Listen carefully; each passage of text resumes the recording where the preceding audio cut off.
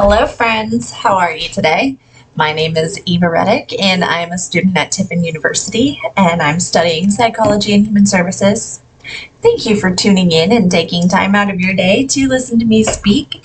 Right now I am in my humble little cozy office space and I have no idea how to do audio and video things. So please remember to be kind to yourself, to others in the grocery store, in public, in your everyday life, and in the comment section down below, because this is my nightmare.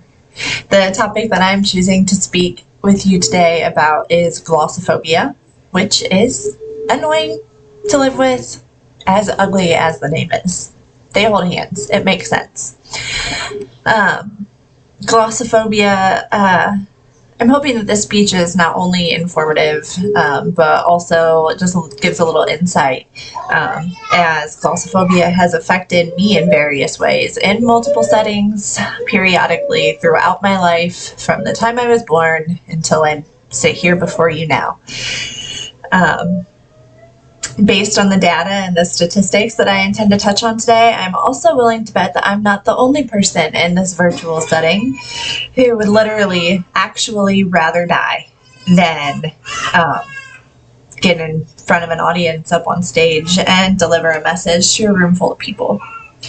Why do I assume this? I'm going to answer my question with a question and ask, did you know that 75% of people fear public speaking more than they fear their own death? This is evidenced in studies as recent as 2023 that have found that the fear of public speaking is number one ranked fear above death for many people. Does this sound a little dramatic? Absolutely. Yes, it does. But aren't we?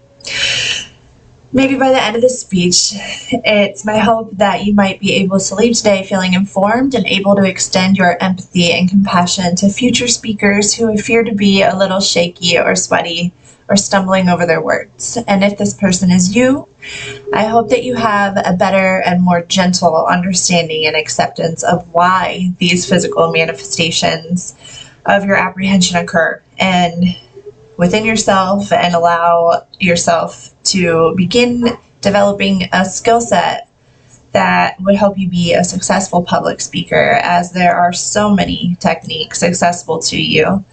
It is fortunately possible to become a great public speaker.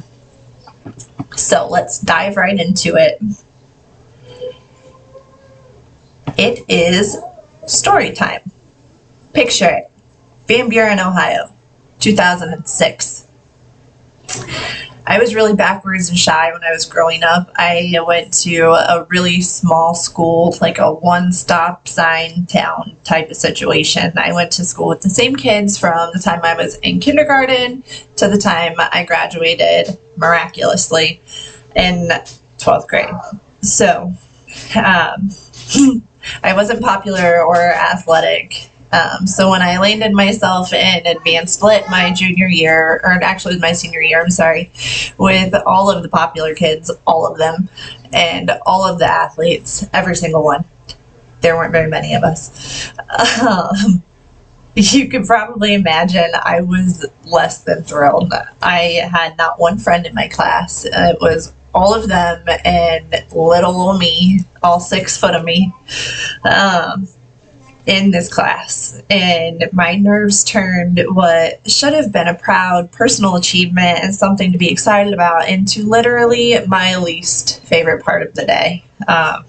Yeah, we'll leave it at that. One assignment in the class entailed reading what we wrote in front of the class. I knew it was going to be a challenge because of how just literally sick I would get to my stomach when I was writing it. I would think that I had a good idea and I would write about it, and then in the middle of writing about it, I would picture trying to present it or say it and articulate it in such a way that would be well received by my class, and I would get in my head and crumple it up, start it over. It was neurosis at its finest. So I knew it was going to be a challenge, but I had no idea like the severity of the physical reaction that would happen that day that it came time to get up there.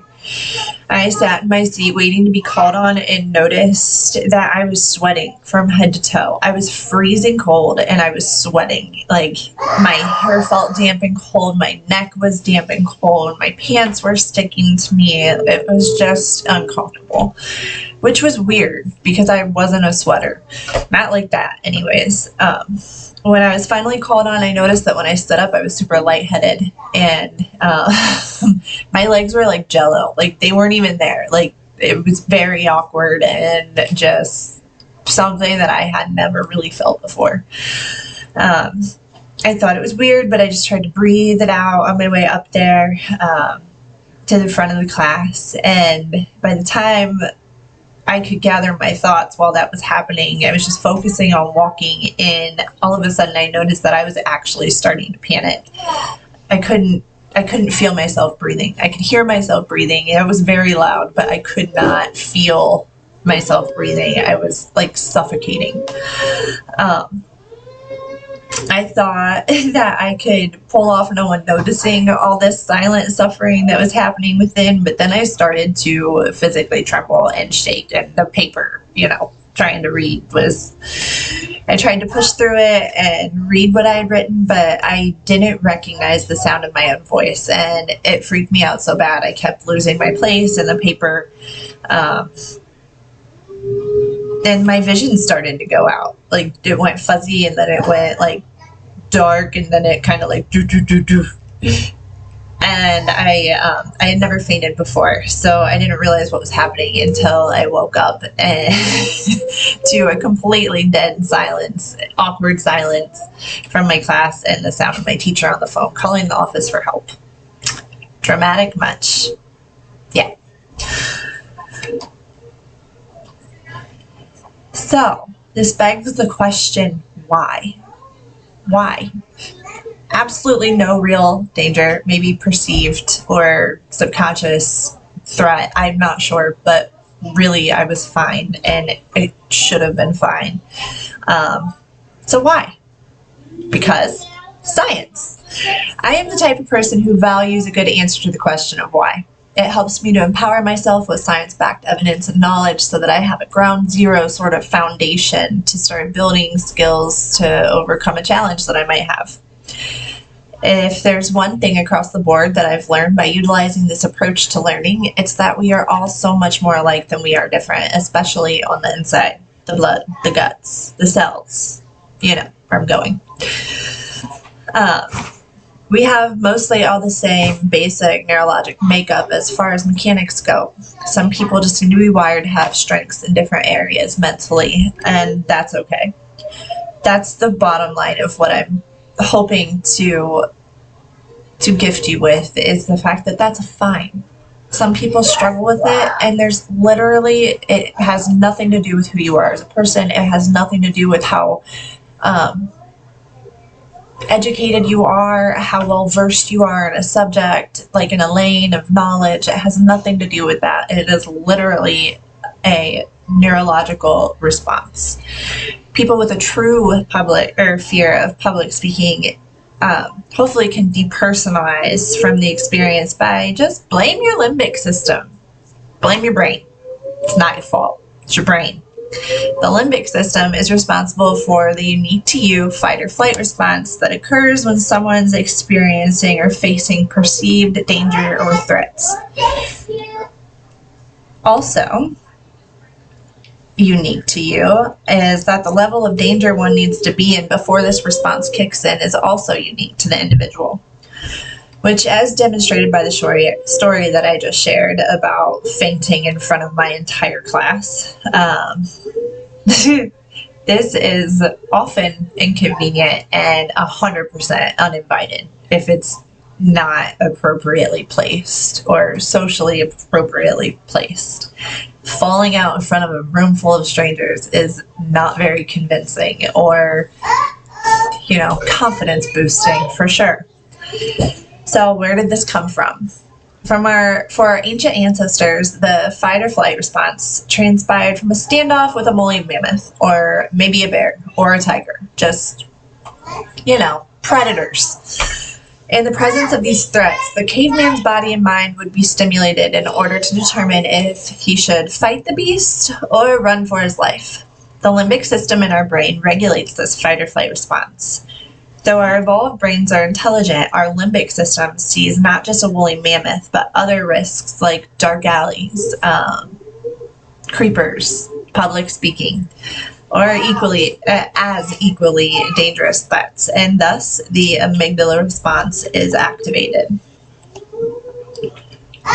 When thrust into threatening situations, the limbic system activates two responses: your pituitary gland to secrete the stress hormones, along with 30 others, initiating the release of epinephrine and norepinephrine. These are neurochemicals that help you survive in the face of immediate danger. These hormones are responsible for the energized feeling and the heightened sense of awareness that you experience when anxious.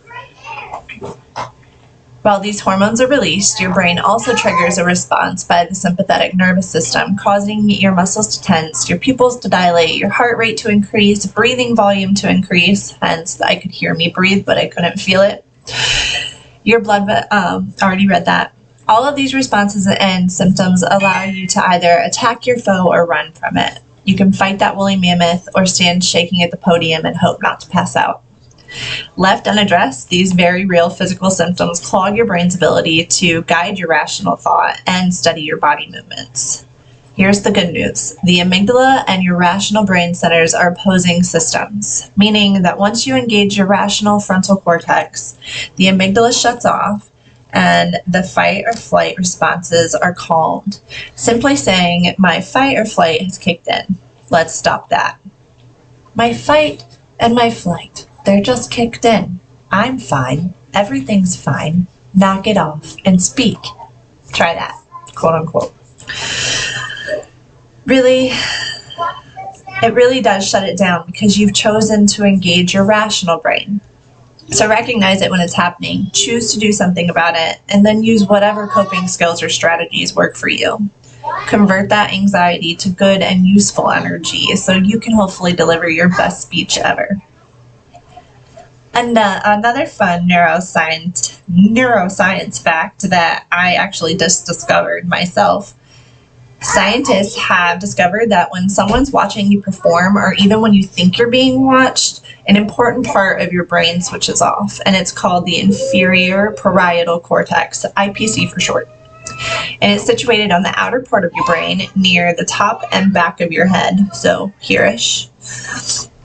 And there are actually two IPCs, one on each side of the brain. And they control the fine, precise movements of your lips and your tongue, among other areas. But your IPC doesn't work alone. Another part of your brain reads people's emotions through their facial expressions and then tells your IPC what's going on. The IPC initiates specific little movements to suit the situation. When your emotion reading center recognizes that your audience is happy and wants you to do well, your IPC will be happy and allow you to perform well. They hold hands. But researchers have established that when the brain picks up on negative cues, or what are perceived to be negative cues, because there is a difference, the IPC initiates specific little movements to suit the situation. When your emotion reading center recognizes that your audience is happy and wants you to do well. I just read that. See what happens? Okay, but researchers have established that when the brain picks up on negative cues, the IPC becomes deactivated, and this can disrupt your performance with dramatic effect. Musicians can hit the wrong notes, dancers can stumble and trip, public speakers can struggle to get their words out. The world can burn. I'm just kidding, but dramatic emphasis. So let's talk about reducing public speaking anxiety. An IPC meltdown is awful at any time. It's particularly unhelpful if you're pitching for a business or delivering the keynote speech at a conference. However, if public speaking is the bane of your entire existence, and if reading about the IPC, or listening in your case, is only making you feel worse, fear not. Remember, the IPC only responds to what is told by the emotion reading part of the brain. As this emotion reading area has the unenviable moniker of posterior superior temporal sulcus, I'll call it PSTS for short. If you can persuade your PSTS that all is well, then your IPC will stay happy and it will not derail you. The lead scientist involved in the latest research, Dr. Yoshi, has advice for everyone with performance anxiety. When being scrutinized, we tend to care about how the audience is feeling about us and our performance, she says. It's important to believe that the audience is supporting you and wishing for your successful performance, and I know that you are. To strengthen such belief, you should sometimes have opportunities to practice in front of your supporters.